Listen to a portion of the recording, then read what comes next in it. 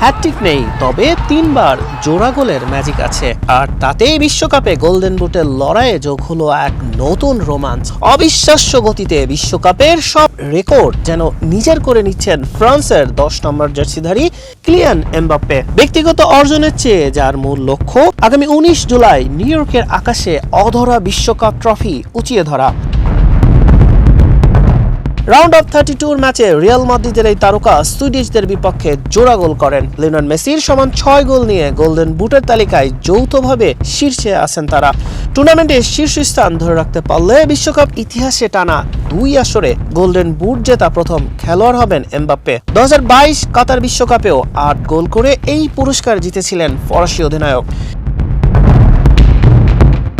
জার্মানির কিংবদন্তি মিরোস্লাভ ক্লোসাকে ছাড়িয়ে বিশ্বকাপে এখন তার গোল সংখ্যা 18টি। সর্বকালের সর্বোচ্চ 19টি গোল করা মেসির ঘাড়েই এখন নিঃশ্বাস ফেলছেন তিনি। নকআউট পর্বের ম্যাচগুলোতে এমবাপ্পের গোল যেখানে 10টি, সেখানে মেসির গোল মাত্র 5টি। ফিফার নিয়মে একাধিক খেলোয়াড় সমান গোল করলে প্রথমেই আসে অ্যাসিস্ট। ফরাসি অধিনায়কের 2টি অ্যাসিস্ট থাকলেও মেসির অ্যাসিস্ট 0। তবে লড়াইটা এমবাপ্পে মেসির মধ্যেই সীমাবদ্ধ নেই। গোল্ডেন বুটের দাবিদার শীর্ষ 5 তারকার দলই এখনও টিকে আছে টুর্নামেন্টে। 4 ম্যাচে 5 গোল করে তালিকার 3 নম্বরে আছেন নরওয়ের আর্লি হল্যান্ড। সমান 4টি গোল করেছেন এমবাপ্পের সতীর্থ ওসমান দেমবেলে এবং ব্রাজিলের ভিনিসিয়াস জুনিয়র।